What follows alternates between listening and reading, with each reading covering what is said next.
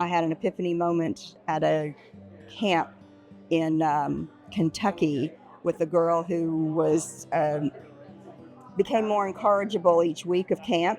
And you're sitting there going, what's going on? We're supposed to be having fun. This is camp.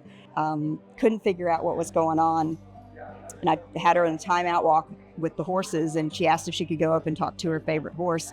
She wraps her arms around this horse's neck and starts to cry. And I'm going, whoa, that wasn't in her DNA. She was a real tough little cookie. She told the horse how much she wished her parents loved her, that they would have her come home for summer, that they had gone on a mini vacation. How is that even possible? Isn't she part of a family? Didn't they love her enough? And all this stuff came out and was like, whoa.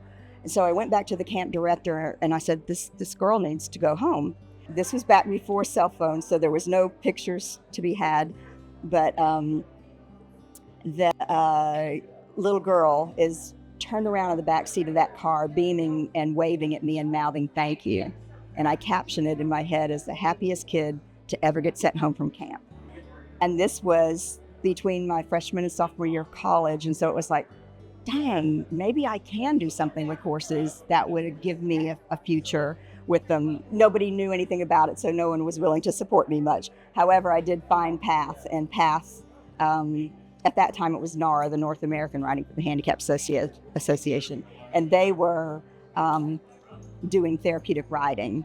So it is what sparked the interest and got me going.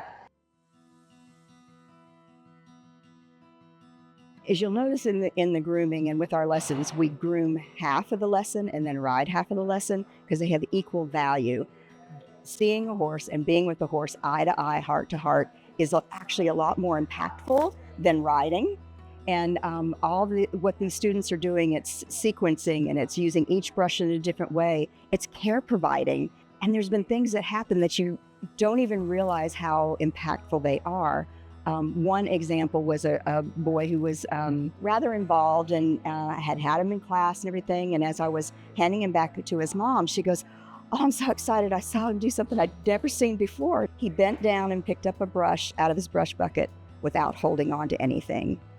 And he has never done that. Just that simple, yet for that family, it was so impactful.